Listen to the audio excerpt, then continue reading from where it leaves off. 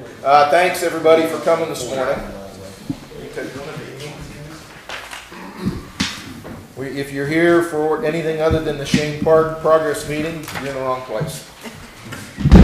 So we're going to try and get out of here today in a reasonable amount of time, so we'll start going through my agenda.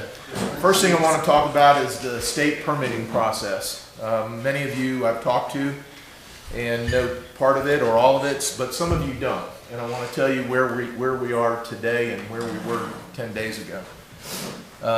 Unfortunately, over the 3+ years of this project, it appears we dropped the ball and did not go to the state to find out if we could build Shane Park where we have it planned. And so when we found that out, we immediately scrambled and started talking to the state. And at first it sounded pretty ominous, where the requirements were going to be such that it questioned whether we could do what we want to do with Shane Park, predominantly with the camping and the bathroom facility and the parking. So other than that, we're good. We're in pretty good shape. So our engineers, Daniel Davis from Utilities, Sean Royal from Parks and Rec, have been burning up the phone lines for the last 10 days to get this issue solved, which from my perspective should have been handled 3 years ago.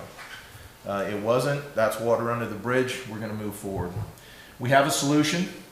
The state has agreed that if we make minimal changes to the town Buckeye Lake Water Protection Ordinance, and we've sent the language to them, that we will be able to self-regulate and we will be able to build Shane Park as it is planned to be, with the bathrooms, the parking, and camping. So to that end, we asked the town council Tuesday to set a public hearing for March 10th to make that change to that ordinance. And that language will be ready tomorrow. Preston is putting that together. We'll have it ready tomorrow. I'm going to circulate it to the council first. Once the council has had a chance to look at those changes, then I'll get it out to this group and to the public. What we don't want is any overly concerned folks looking at this ordinance that the changes we're making in any way negatively impact the lake or the past history of this ordinance. So the changes basically are to list Shane Park in our ordinance specifically, define it, permit extended hours so that we can use the park after dark, permit camping, which was a prohibited use on the existing ordinance, and to streamline the campfire use at the park, not requiring each time that there is a campfire requiring a permit, but regulating it through the town Parks and Rec department whenever they allow or assign a campsite to be used. So we've got a solution, we've got a path forward. We need to get through the public hearing, and hopefully that will be positive. Hopefully the council will see the need to change the ordinance, and we will then have solved that problem and move forward. So I didn't want to delay another 30 days on this project, quite frankly, waiting for that to occur. So we're going to do the homework up front. Like I said, Friday we'll have the language. I'll get it to the elected officials once they've had a chance to review it and send me their comments. When we get some finalized language, which is exactly what I've just shared with you, I'll get it out to you in the public. And then I'm going to reach out to those folks that I think will have a potential issue with the town council raising this ordinance up for change, share the changes with them, and hopefully allay their fears so that we can move this through smoothly on the 10th. But between now and the 10th, we need to make some decisions. And what I'm going to ask you to do today is let's stop kicking the can down the road. We've got the information we need today to make some decisions and move this project forward. We have some things we can do between now and March 10th that, in my opinion, need to be taken. If we ever intend to turn a shovel of dirt down there and build this park, we need to make some decisions today. One other issue that has cropped up Tuesday, the planning board met, and you may or may not recall, but on April 23rd, the planning board was asked and unanimously did a vote to rezone Shane Park from a residential, low impact residential, I think it's RS1? Yeah, I think it was R1. R1? They were asked to rezone it from R1 to PSC? PSC, which is public Public service camping. camping. The minutes of that meeting indicate that it was a unanimous decision, and they discussed, among other things, the camping, the park, etc. And they voted to rezone it, and we've moved forward since then. This Tuesday, the planning board decided to revisit that. And the discussion was that they would like to look at rezoning it back. I've shared my concerns with them and gave them a copy of their minutes where that was rezoned, and expressed the fact that there's been a lot of expenditure of funds, there's been a lot of expenditure of energy based on that rezoning back in April. They have scheduled to continue their discussion on the 25th of this month. Of course, I'll be there. I think we've made some inroads behind the scenes, but you should know that the planning board now is looking at bringing that forward. And we'll just consider that as another obstacle that we need to overcome, and make sure the planning board is good with what their decision was back in April. So my comment is that we shouldn't find ourselves in this position today. This all should have been done. Some of it was done. We can't keep revisiting it. We have spent almost $100,000 in monies that have been raised, both from public monies, utilities, and donations. And we can't, in my opinion, keep looking behind us if we're ever going to get this project done. If the project is not to be done, we need to decide that today, in my opinion. If we're going to do it, then let's stop looking behind us and let's get it moving. So with that, I've handed out an updated financial. We've had an additional $7,000 of expenses for engineering costs. The rest of the financial statement is identical to what you had at the last meeting at the end of January. The next piece of paper I handed out to you was from our design engineers on the change order. I've talked to Dale and Mike. I'm going to let them explain it here briefly. These are good numbers. These are some numbers we can use. They've discussed it with the contractor. These are contractor numbers that they've given us. And we need to take a look at this and decide what we want to do. So, Mike, do you want to lead off on the change order? Okay. Why don't you talk about the change order? I don't know if it'd be better just to talk about where we moved from our last meeting, get you caught up to speed, and that might make sense of these numbers. That'll be fine. You guys are up. So we spent a lot of time talking with the contractor as far as I guess the spirit of what the Beach Mountain public facilities would look like, and talking with MPI builders. And we said, you know, in essence, the sketch that John Merritt had sent as far as the elevations, that wasn't an issue of creating that type of rustic look, if you will, whatever the Beach Mountain look. That's not an issue. He said, you know, a lot of your, and this is what we've done in modifying the look of the building, something very similar to this. Using John, we kind of scaled it to match the floor plan. But this is very similar to the look. This is in our discussion with some of the figures we're talking about, the proposed budget, this would be a stick-built structure, 2 to 4 walls, stud walls. We're not going to have the masonry that we originally anticipated to keep this within the budget that you're looking for. But I wanted to share this with you. The floor plan that we had before is very, very similar. Can you go back? Okay. Yeah. So let's go back to the PowerPoint of so again, we're keeping with the same look of efficiency with the well house back here, which of course is, the shared wall there, showers, 2 toilets, sinks, and then an open area here for possibly some benches that we'll add details later on, and then entryway here. Let's go back to the site. And most of you have seen this, have a location here, but this has been modified. One of the things we talked about is having a smaller parking footprint. We drastically reduced the parking. Let's pull this over here if we could.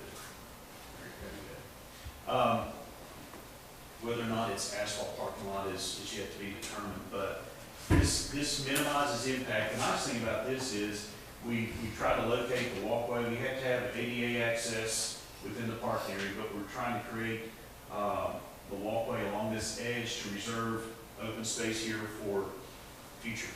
It may be just informal, unprogrammed space now, but it allows the town to, if they want to put a shelter there later on, or whatever it may be. We were wanting to see this more just a grass lawn. But again, walkway, building location is primarily set upon the well. That's why it's there. So,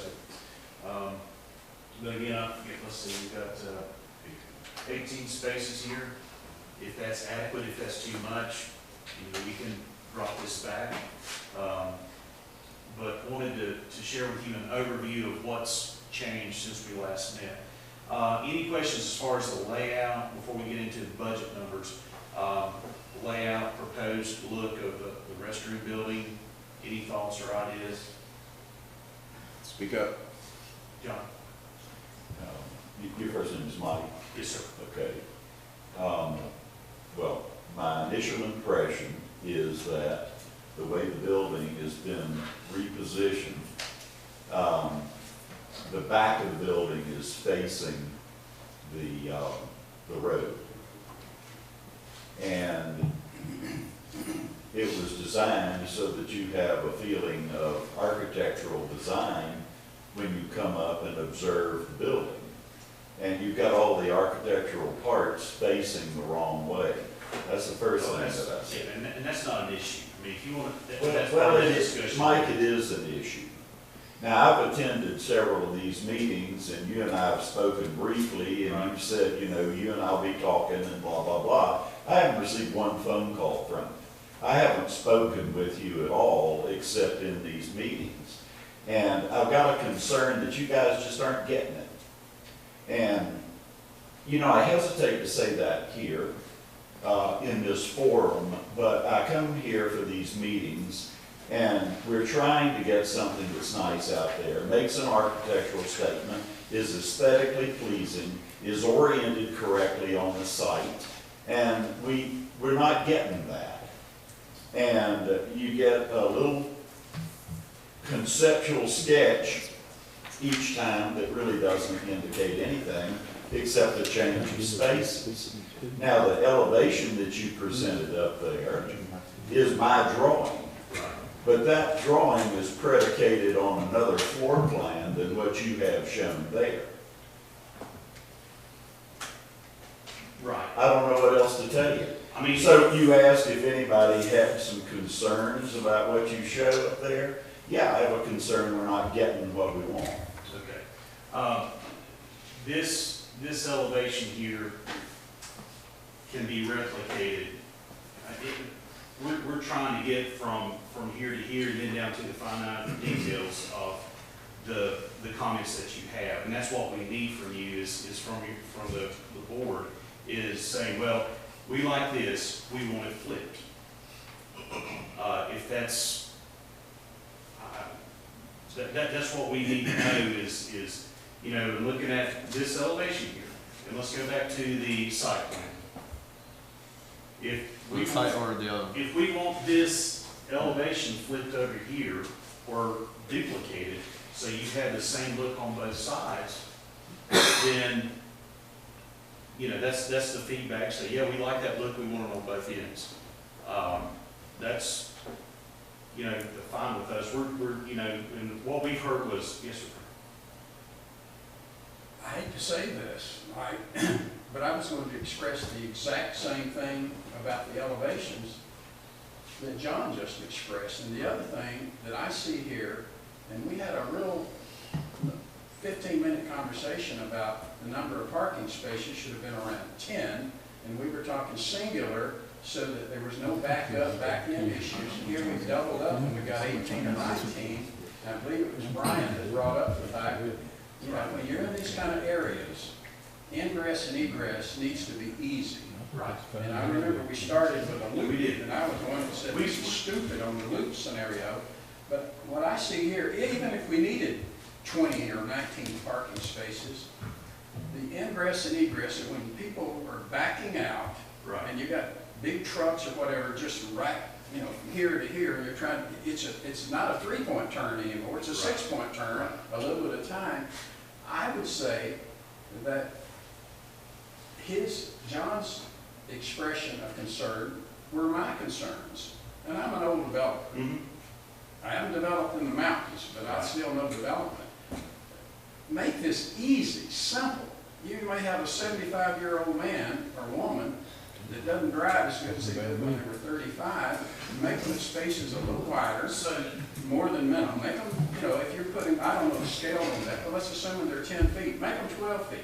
You know, make them easy to turn in, and then, I mean, I'm just Can I comment on saying, parking? simplicity on this. Mike, before we go to parking, and thank you, Frank, but I want to go back to John Merrick's. Let's get that thing taken care of. Yeah. And if you're going to ask 20 people how that elevation is to look, you're going to get 20 opinions. Right. I want John Merrick to make the decision. Okay. Well, Period. Dale, why don't you update on our conversations with the builder on pricing? Right. Okay, so don't want to jump around too much here this morning, but the numbers that you have in front of you are, you know, quotations. Builder says I can build it as we presented it, as you have it for that amount of money. And in terms of the architectural features, if we orient them whichever way we like, orient the building whichever way we would like, that's a no cost, it's a preference. Okay, so we're not going to change the cost if we flip the building around or something along those lines. It would cost more if we had like 2 entries, if you will, obviously, but. We're not talking about 2 I acres. understand that. So what we're doing here is, in concept, we need to get this down.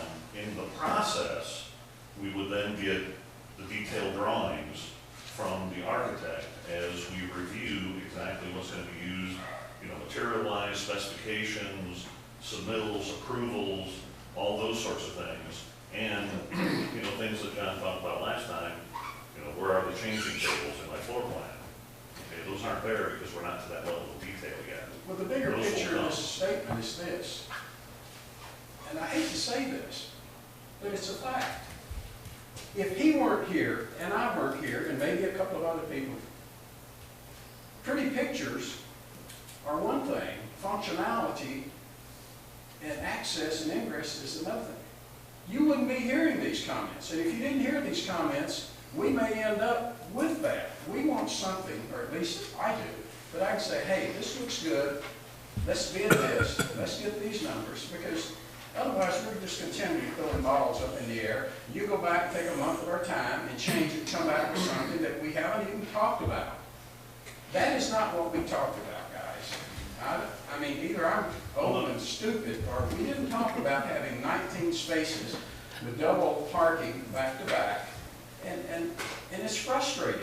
And to hear what and I will be the first to tell you, 2 years ago, I asked the very questions that you're dealing with right now. I laid it out to the other town manager. I said, I can't believe you're getting all of this. Oh, it's all taken care of, it's approved. And Sean, I think you might have been a part of it. I know Fred and I stood down on that lot down there 6 months ago now, and I was asking questions about the setbacks. I said, you guys got all this approved through DNR? I went through that. I went to DNR personally myself on the Genesis issues about all this, so I know something about what I'm talking about. You can't go put a shovel in the ground over there without getting a kiss off and a blessing from someone. And here we are now, 3 years later, learning that none of that, and I blame the old town manager for this. I don't blame you. You work for the town manager.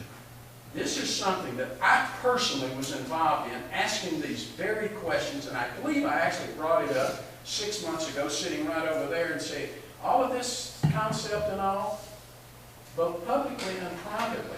Well, Frank, and it's I frustrating. I understand. hear frustration in your voice. Now, maybe I'm wrong. Well, Frank, I understand what you're saying, and I understand, I've been frustrated too, but we can't keep revisiting the past. We've got to move forward. I'm making a point. I'm making a point. Make it. These guys don't understand what we're trying to do in the time fashion that we're trying to do it. Then you've got the wrong people doing this. I think they understand. Okay? They have been And given, this, in my opinion, is their last bite on the apple of this opportunity. You guys may accept this kind of effort. I don't, not in my life. And I tell you, it's having a downstream effect on everybody that I talk to. It's like this is a dead fish trying to struggle to stay alive. And if that's what it is, and you kind of confirm that, either we get it on today or we get it off today. Right. And they're a part of this. true, Okay? true. I don't disagree. They're in I don't disagree, but when we spend time hashing that out over and over, we're not making progress. I'm trying to make a point that Well- everybody gets on board. We're on board. Or That's what we're gonna we do. need to We're get on, off. we're on board. My job's to get everything No, I'm not orchestrated. blaming you. You're the one that's going to have to deal with this issue. Doesn't matter, blame or no blame. I wanna fix the elevations. And as far as I'm concerned, and somebody speak up, John Merritt's the person who's gonna decide. Is that good with the group? It's good, and I've got comments. I want to just make a comment about the building. We'll just build the building as it's drawn from your sketch and, or get the price on that. Can I make that? Just work with not considering the budget, just go ahead and get the price to build the building as you've shown in that sketch with the attached well house combined with that. Well, Mike, then we start over. We've got prices. Dale's telling me we can flip the architectural on the outside for no change in the cost. I want John Merritt to be the one to decide what the exterior looks like under this cost. Right. Can you agree to that? Yeah. Can you make that happen tomorrow If the contractor is in, or this afternoon? Well, first you have to get with John to sit down and the 2 or 3 entities agree this is what it's going to look like on the exterior. right, and that's fine. Can that be done tomorrow? Yeah, as far as I know. You good, John? Sure. I'm perfectly willing to sit down with anyone and discuss this. Well, I can't wait another 30 days. Has anybody in the room got a problem with John Merritt, our building official, deciding on the final elevations? I thought that was our whole intention last time. I brought up the point that I felt John was disappointed. I've worked with John for many years. He's top notch, he overdoes it. You never have to go back, and I like that. I felt like he was disappointed. Last time, I thought the purpose of waiting 30 days, like John said, we just assumed it was being worked out with you guys. Well, And I'm like the rest of us, here we are waiting again. And we did, I take good notes, cause I get, we had 15 places we decided roughly, that's what we were saying. Can we move to parking 15 next? Parking, yeah, so that's what Wait. we were. I don't want to go to parking yet. The 18 parking, I mean, just to clarify that, so that's. We're going to what move to we were parking last next. time. Can we get the elevations so taken let care me- of? If you go back to the elevation, John's elevation was, there was a building right here with a water heater, all that infrastructure, there was a room outside. That is now being put in the well house to save cost. So this is John's elevation that's just been shortened 6 feet. But it's facing the wrong direction, according to Well, John. yeah, and that's, This is exactly his elevation with those modifications. Well, actually, it's not, Dale. Well, There's no, you've got a brand new appendage to the building that's not shown in that drawing. okay. true. I'll stand So it's corrected. not exactly the Yeah, we same. took your elevation and fit it to the revised floor plan that includes the well pit. But you didn't talk to anybody. You didn't talk to him. We Well, didn't get we any remember terms. last month when that was the direction, that this is, We had That's what I it's believe we had a like. conference call meeting Yes. following. Frank, there has been a lot of work outside of these meetings. Myself, Jeff Fish, Mike Dell, and Jim, or the construction guy, got together. Basically, I said, here's the drawings that John Merritt put together. This is what we want. Now, one little problem I have is, I mean, I'm looking at what I sent you guys, just because it wasn't, all the pages weren't up here directly. And so basically, I did say, could we pull the storage unit that was on the deck? They said to save some money, we can build the pump house portion of it larger. That way we didn't have to pour footers for this extra storage. And all storage was for us to put brooms and a wash sink. So that was the only change ultimately made. And I said, I don't agree with the $240,000 bathhouse. We gotta have this price down. And that was basically the only way we could do it, was change that. I did speak to John about a week or so ago and told him that was the change that I had asked for. So, you know, looking at the site layout, it doesn't quite look like what I was expecting. That's my only comment, but I do agree John needs to be one to kind of sign off, because it, actually, no, I'm sorry, I'm looking at the wrong one, John. Ron, if you're, another email he had sent me to where the elevation was, again, had a little bit more angles to it, but again, I'm going to kind of refer to him to make sure it is what we're wanting. But that was really the only change in money. But we'll be glad to sit down with you and work out those adjustments and get that expedited. And we can do that by tomorrow. Yeah. All right, let's move to the parking. All right, So the elevations are done. John Merritt's gonna decide what they look like. You're gonna get it done in 24 hours. and we'll get you an updated price as soon as Indiana reacts. Price should be, Well, I heard the price is gonna stay the same. Price price is staying the same, we're just. That's what Dale said. if we don't add, Right, if we don't add to the footprint. All right, let's move to parking. So parking's an easy fix. There's two philosophies. One is, we talked about the ribbon parking. And that's basically, if we build a driveway through here, 24 foot width is typical for a driveway. Your parking space is here. To build, how many spaces do we want? 18? I think 18 is spaces, the something like max. that? Matt, we said 15. We said 15 spaces. 15 to 18. Yeah, so So we've got roughly they're good. 8 spaces here, so our parking will go here. Our ribbon of pavement driveway aisle will go generally to right here, because we're basically extending this. This is your most efficient, most cost-effective method for a parking lot, because you're double loading your parking. You're not having a single loaded parking lot. So I'm building, basically what I'm trying to say is I'm building a driveway, doubling the length of the driveway from here to here, but not obtaining any more parking, if that makes sense. So you're saying that's gonna cost us It's gonna cost- considerably more?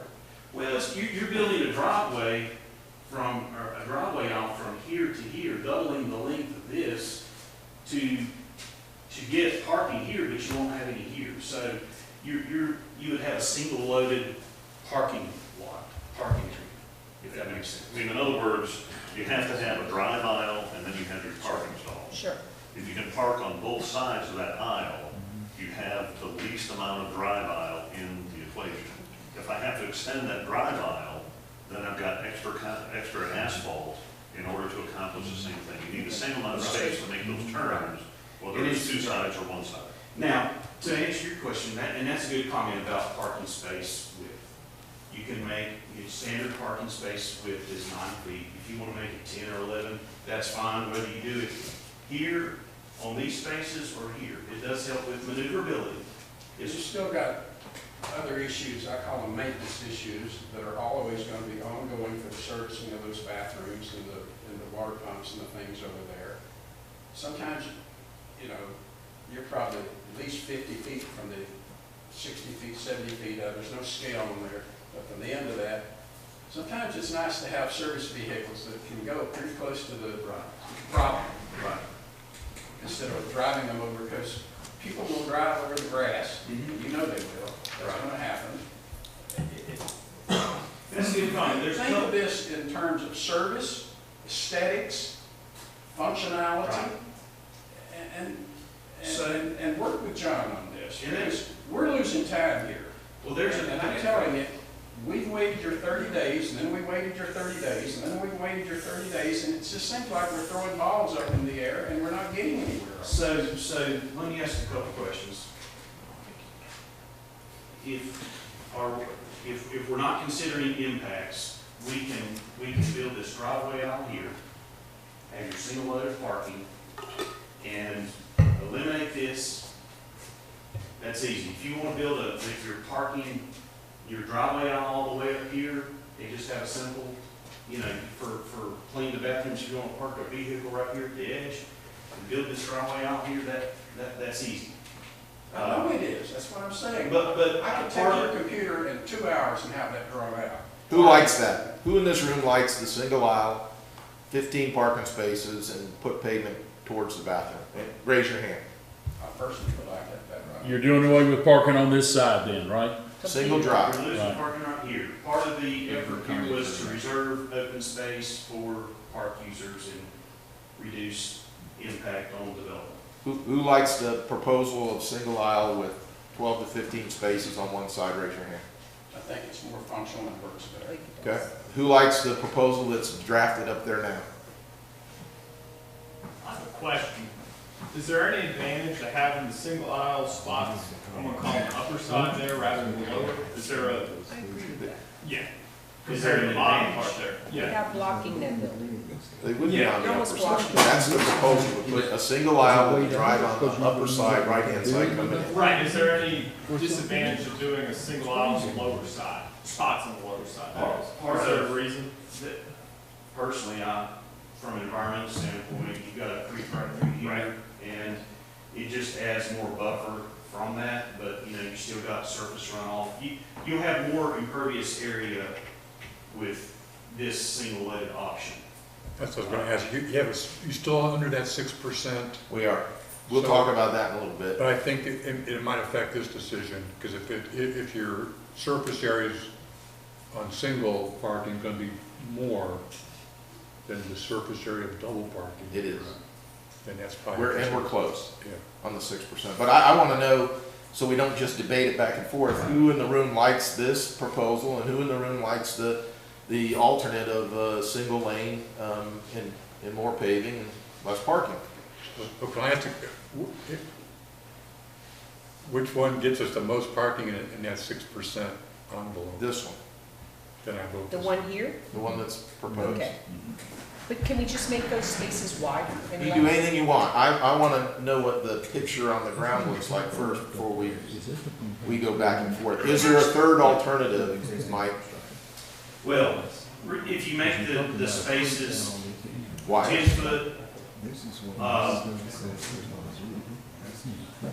so we got 8 spaces or whatever. You get fewer If you make it a foot wider, it's gonna make it 10 foot wider here, and 12 foot or however many spaces here wider.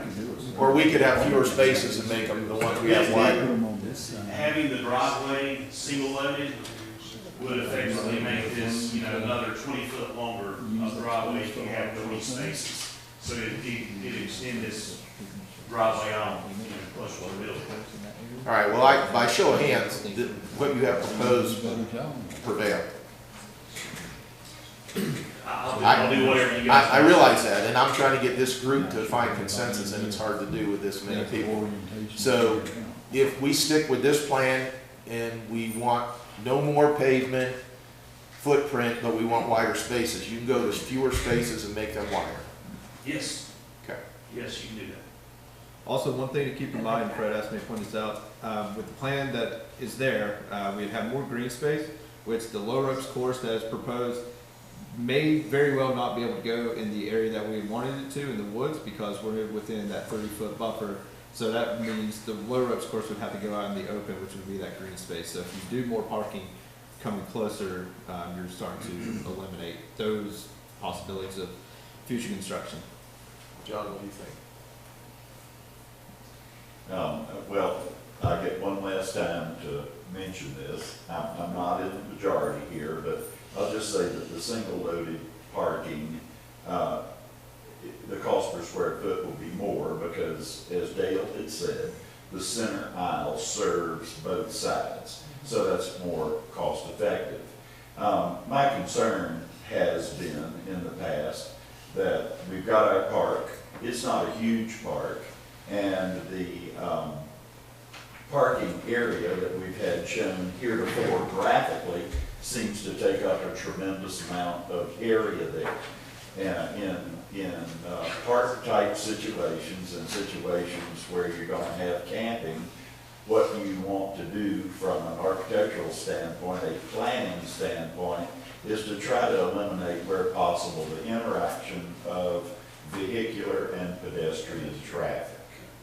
And it just seems to me that with this approach, you've got a lot of cars that are out there in the middle of viable camping area where children are going to be. And so in the last meeting, when it was mentioned by someone that we have parking on one side and it was facing the berm there that separates the park from the main street there, that that was probably the correct space for it because it was kind of pushed to the outside of the park, and we can free up the interior of the park for practical use. Now that's my concern. If the majority say that this is what it's going to be, I'll go along with that certainly. And but that was the reason for my concern about this versus the single loaded parking. Okay. I agree. Anybody want to change your mind? The way it sits now, this proposal here with fewer spaces and wider spaces is what the majority has chosen. Silence, I assume, is acceptance. Okay. All right. Go ahead, Mike. Move on.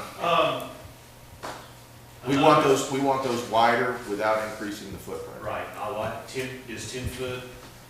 Right now they're drawn as 9 foot, which is typical. Frank, what do you think? 10 foot or 11 That was foot. your issue. Knowing the vehicles that will be in there, if you can eliminate, you said you had 18, Right. so you're eliminating literally, you could eliminate 3 9s is 27.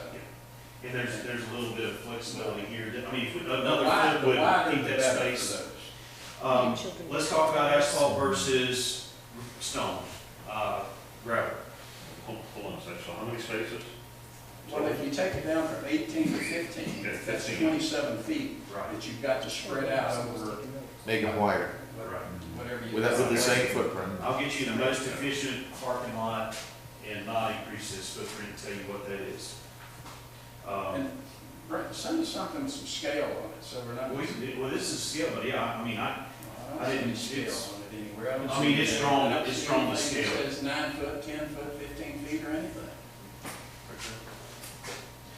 I'm not talking about, that's if you. With a dimension That's side. automatic scale. I'm talking about, put a few numbers in there, That's so fine. at least we know we're dealing with 11, 11 and a half, 11.2, Some dimension. 12. whatever These are all drawn at 9 foot with a 60-foot bay. 18-foot deep spaces, 24 and 18. So we're looking to widen that to 10. Widen with the same these footprint. spaces to 10, and dimensionally from here to here will remain the same. Right. And whatever you can fit into that footprint, that's what we want. Right, Okay. right. Pavement versus gravel. I mean, it's a cost. You know, do you want asphalt or a stone parking lot? Well, it's different for cost. Let's talk about the 6% impervious area. Okay. Do we get credit for gravel? So with your watershed regulations, there is a 6% threshold for this watershed that we're with. If you're on a raw undeveloped site, once you go over 6%, then you're kicked into doing stormwater improvements. We've looked at this, and right now, our existing impervious area was right around 7%. That being said, we typically take advantage of existing impervious area, and the state considers gravel to be impervious. So what I'm trying to say, that's grandfathered in, so that can't count against you. So you have an existing impervious area that's probably over that 6% currently. So that's an effort to, what we felt like, to keep the impervious minimized as much as we can, not only for this, but for future improvements. If you say, well, we want to build a picnic shelter, well, what are the regulations we're going to have to deal with on that? So part of this effort was to keep that minimized. We feel like a small bioretention area here just to capture some of the runoff. When we offset any additional impervious would be considered in that design. I'll let Dale talk a little bit more about that. Okay, so the rule says that the development can't exceed that 6%. So it could be considered separately, what's existing versus what is proposed. So the difference between the two is 0.5%. So one could hang their hat on that and say, well, hey, 0.5%, we're good to go. Okay, but then as Mike talked about future, what else are you going to do on the site? What else do you need to do? You're in trouble at that point. Okay, so the state also requires in the WS2 classification that you have vegetative conveyance, and that has to be a certain standard. And I believe what Mike is referring to, kind of generally as a bioswale type thing, would fit that need. So those are the conditions that you have on what you have to do in terms of where you orient that parking lot. Right now, I'm putting it right on top of the gravel, which is where the impervious site situation is already. So we minimize that impact, but we're still starting a little bit of a deficit if you're looking at the overall site for future use. Okay, so in this process, we can certainly, in the construction process, we can certainly address some vegetative issues that would probably get us down below that 6%. There may be, and I hate to say this, there may be a little additional cost if we have to put a little bioretention feature in that restoration at that point. I believe it would be minimal. In the construction cost quote at this point, they do include some manufactured rock as a wainscot, about 3 foot on the building, and if we take that out, it's about $6,000 or something. So I think we're probably good with our overall number to meet what I believe are the minimum requirements for both the site and the building at this point in time. Okay, if we get a little more extravagant in some of those things, it probably would cost us a little more, but I think we can live within our quoted number to deliver what you need. Okay, actually, parking lot cost is going to go down because we're shaving a few spots off. We're not extending the single aisle, which would then be a cost adder, so we've avoided that.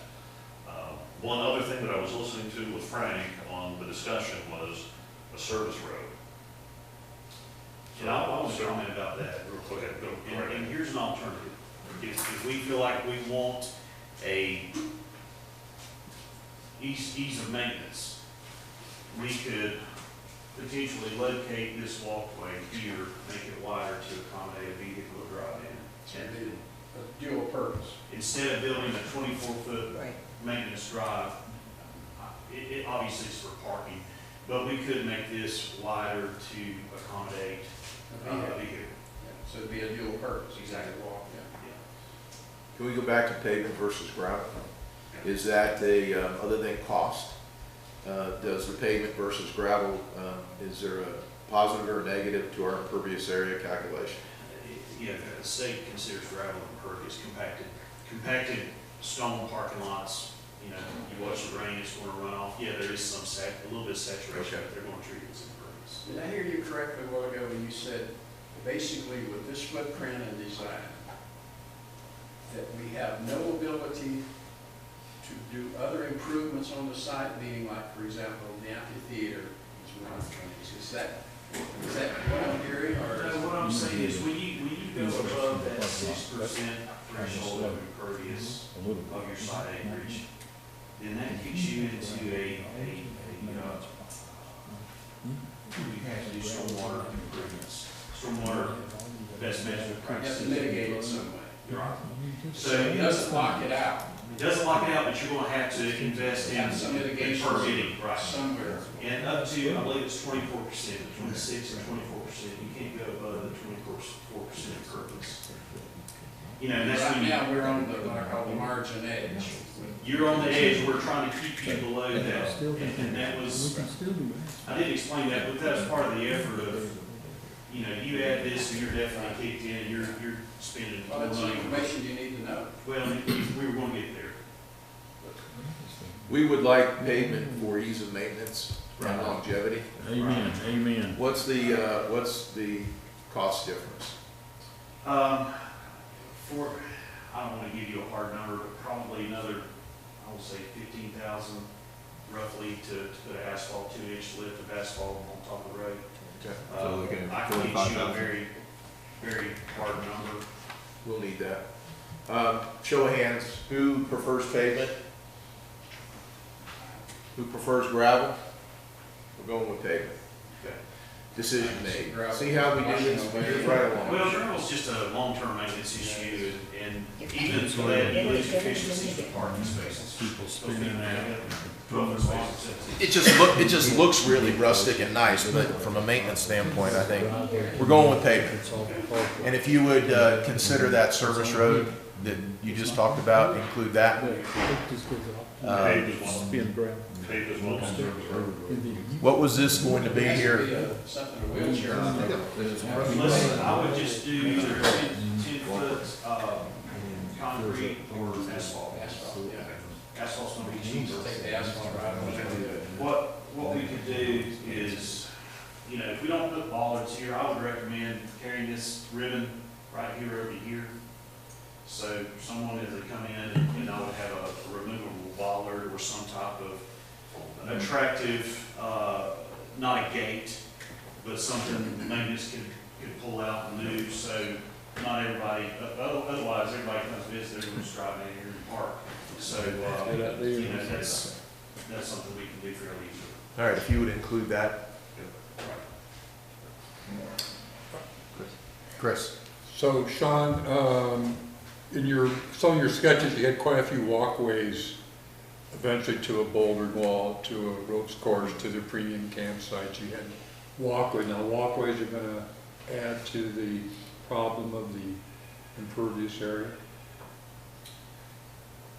They would need to be calculated at an impervious surface. Now, I think what we talked about is more of a soft screening surface versus the paved surfacing for You talking like a mulch? a compacted stone. Yeah. Like a mulch? A mulch Yeah. would not be considered Crush impervious. run, I think what we talked about, wasn't it? Is a crush run considered Compacted impervious? stone, if you're using compacted stone, you know, you're doing a gravitory roller and compacting it for this. So if we did a wood, Wood mulch would not be mulch. considered impervious. That answer your question? As long as it's considered. I think we're right up against this 6%. Yeah. You know, Frank hit the nail on the head. We've been struggling with this for 10 days, 14 days now. We're right up against that, and it's going to have an impact as we move forward. There's no doubt about it, and we need to take that into consideration. Brian? What property is being considered part of the 6% restriction? The town property. Well, the town owns all the property around the lake too, and it adjoins this property. Well, and that's a good Why would point. that not be considered all as one? Well, because it's two separate properties. Could it be annexed? Well, wait, I mean, it's, if you annex your own it's- property and make it one. it's not two separate properties anymore. Last year we had this all the way by Buckeye, and Preston even has the sheep. So say if I'm wrong, but. Instrument of combination for those properties. You did a recombination.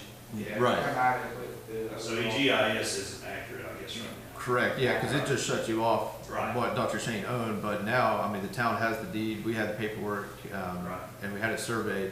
So that property now starts at the end of the gravel So what's your road, total all the way acreage? past. Golly. It's big, what they did do is carve out the water plant. Yeah. What else, so it's kind It of, goes from the pool upstream, so it kind of be all the way around the lake. Right. yeah, it's all around the lake, but there is So do we that. have a problem with 6% then? Right, 6% applies to the Then let's get rid of the critical area. quarry. No, it's not, I don't think it's all in the critical area. There's Right, the critical area is from the normal pool of the Yeah, reservoir upstream. so there is So some. everything on the downstream side will not be included. Yeah, It can only go from the water upstream. And then the parcel, now that we know it's bigger, in that same category going upstream, we could do a recalculation on that, knowing the acreage of all that is now in the same parcel. So is that from the dam upstream? No, that applies from the normal pool where the water is, on the upstream side, the creek side. By the fire ring. Right. Which wouldn't substantially change, it would affect it a little bit, but not a whole lot. Yeah, but there is a little bit. There is a little bit. And we can recalculate and make sure that everybody knows that we're applying 6% to the total amount of town acreage in the developing property. So the unity of title, which is, I'm understanding, is in process now, right? Or I think it's already been. No, it's processed. done. Yeah, it's done. Pardon? It's done. It's done It's last year. done. Okay. So to Brian's point, that 6% could be 15, 20 now, given the fact that. But it's still 6%, it's just based No, upon. I'm saying we wouldn't be limited to 6. Right. We may have Yeah, 6, we're gonna have more, because there's nothing there except that one building. The rest of it's open territory. It could definitely help. But don't forget We just that, need to determine that. don't forget that existing lift station counts against us. Yeah. That counts into I was that. thinking about any future improvement. If you're on the verge of 6% and you didn't have any more, any hard surface, in any building is a hard surface, any pavement's a hard surface, you're SOL. Yeah. But Correct. with that unity of title that he just brought up, which is a good point, it doesn't choke us to death. At least we've got some, because it's all one Yeah, property, and because- they can't tell you, well, you can't put the building here. You can put it anywhere you want to, as long as it meets the other. I don't think it's as large a difference as you might think. The calculation, we do have some other land further upstream, but we can't calculate what's over by the boat dock. Because of the pool. We have to start about where the fire ring is. So we're still real close. is what you're saying. We're better than we were. But not 6%. But I don't think it's gonna be 15%, Frank. And would you recalculate that for us? Preston will get you the actual, parcel. Okay. If you would recalculate that, we'll need that to go forward Yep. on what the future is for the site. Well, yeah, and I think that would be of some benefit to tell you if there's a little bit of cushion. Oh, it's absolutely. You can build 400 square feet of additional Yeah, that's really. impervious. That's what we need to know. To go through that. Because Yeah. what I'm saying is, we've been selling this idea that we're gonna have this, and this. If we already know that we can't have it, and now we know we possibly can, it's better than knowing we can't have it. Well, and not saying that you can, but there may be a level of permitting that you have to go through to work get that. And some level of mitigation or mitigation.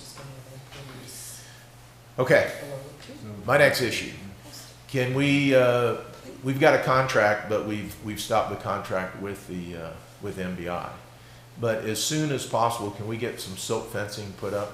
Or is that something the town needs to do? I've had some issues with, we disturbed some property there to do some pump work and we don't have a silt fence up. Is that something we look to the contract to do, or is that something the town should do? I would say that that would be the town's responsibility, since that's your activity at the moment.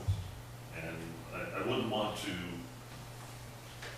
I don't know if you have the authority to direct the contractor to do work in advance of settling what the actual project is, including the change order. In other words, that gets into the means and methods. You will put in a silt fence now, rather than when you need to, when you do your construction. And that really isn't a good place to be. Well, with could you get with Daniel and figure out when that needs to be done? And I don't want the town to put it up when the contractor was going to put it up in his price point in a few weeks. Okay. But I do want some protection for the creek and the lake, from disturbing the land down there. Okay.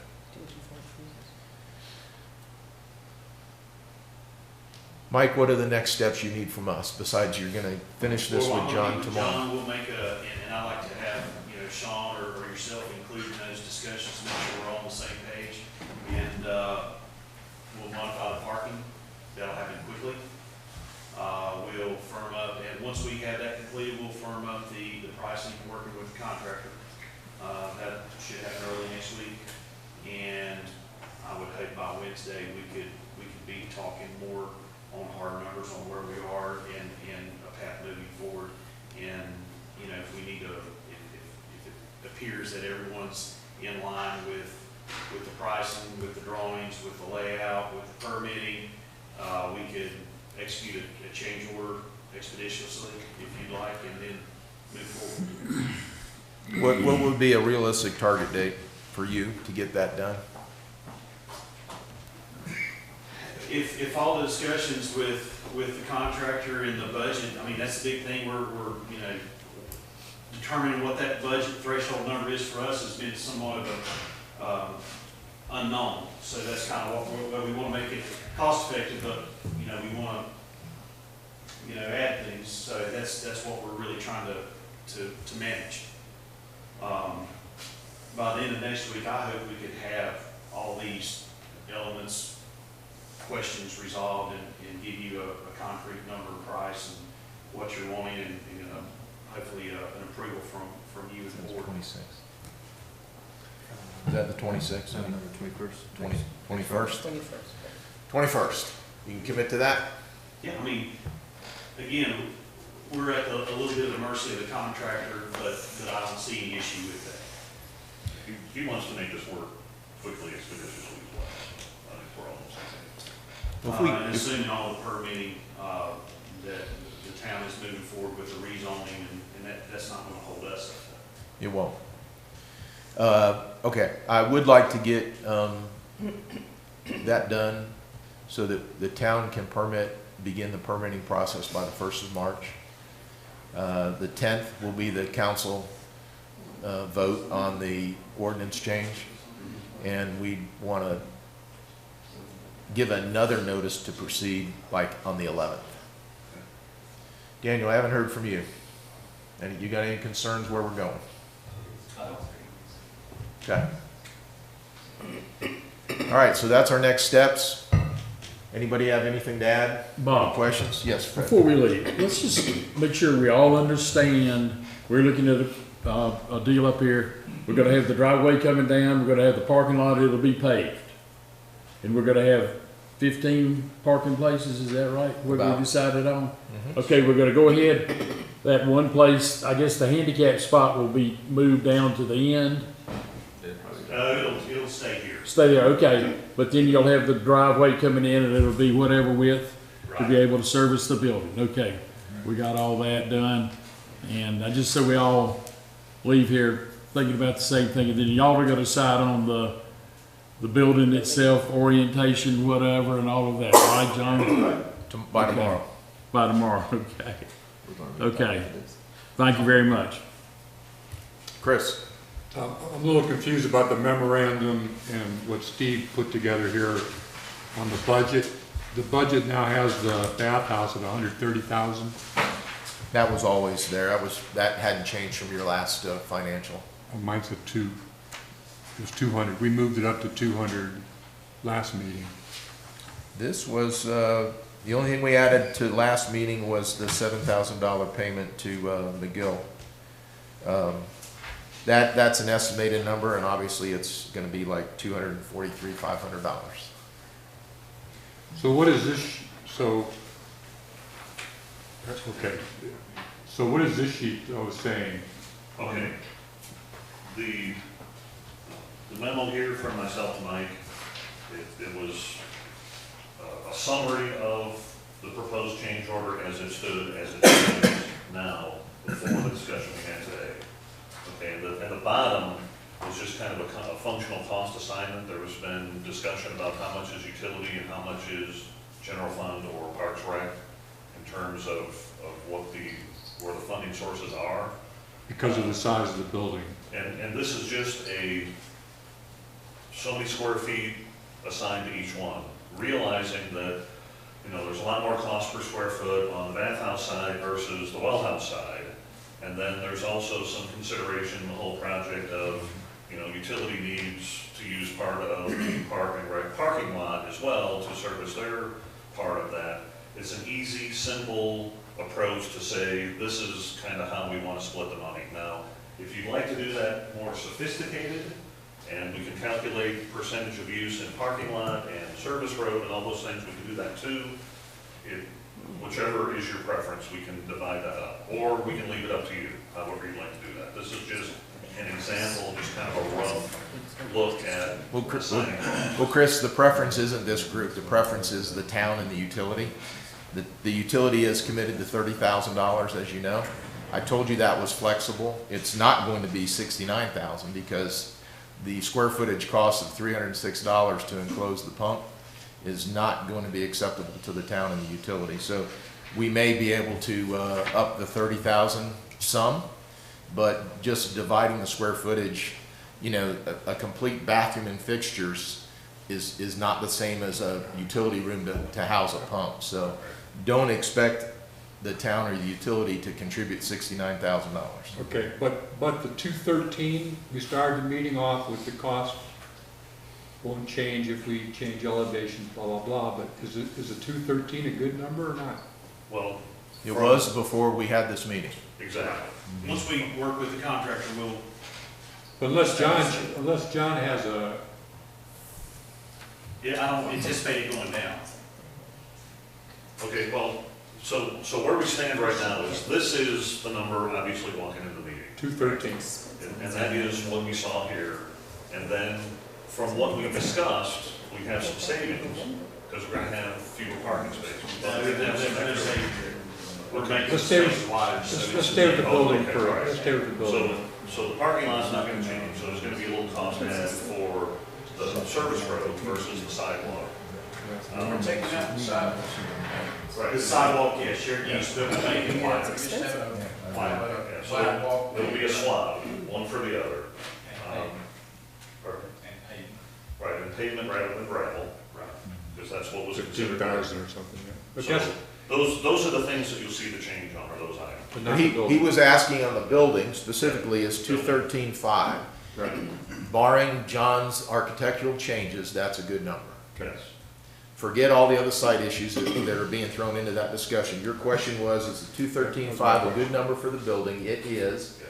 All we have to do is adjust it up or down for John's comments to make it look decent. And we'll know that tomorrow. Okay. Could I follow up on Fred's comment? Sure. If I'm understanding this correctly, and I hope I am, we as a group are agreeing that we're going to be satisfied and okay with John's, I call it schematic sketch, details, et cetera, on the back. You are correct. So we don't have to go through this exercise again. We voted. Is that correct? That's correct. So the next design and pricing you see will be available for some tweaks, but I don't intend to hash this out again and again and again. All right, so John and Mike will come together tomorrow, put together the elevations. We've agreed that John's gonna have that responsibility, colors, textures, Full authority, and we're gonna go. full authority. We've decided on the parking. We've got a good number on the building, Chris. The good news is, if you look at the big number of 243.5 with some adjustments for the paving, we've got enough funding to make this happen. I like that. That's the point we need to lead this meeting. We've got the funds to make this happen. Not real impressed with the cost per square foot. I think it's high. But if we're ever gonna make this thing work, we need to get off dead center and move, and I think we are. So by March 1st, just to recap, by March 1st, we should be ready to get the contractor on board. The 11th of March, we'll know from the council, assuming that passes, we want to start construction. Does that sound good to everybody? Speak up if you don't like Bob, will that. somebody convey all this to the Shanes once? That's Chris's job. Chris's job, okay, to let them know what transpired in this meeting, so they'll at least have a little hope that things are moving. If I Thank you. understood you correctly earlier, you guys feel good based on your conversations with DNR and the other people that are, you know, the agencies above and beyond Beach Mountain. It's done. Well, it's It's done. subject to getting the ordinance. The town council has total control now. Oh, wonderful. So if the town council is aware and they have their public hearing and votes on the 10th to change the ordinance, we can start construction on the 11th. Okay, so the ball's in our court. That's correct. Locally, rather than. The state has allowed us to self-regulate. Yeah, The utility has agreed with Preston to put the language together. That'll be ready tomorrow. I'll circulate that through council. When they're happy with it, I'll get it out to the public so that there's no surprises on the 10th. Anybody else got anything to add to the conversation? So Bob, what was the planning boards? They flipped back, you said earlier. Is that won't affect?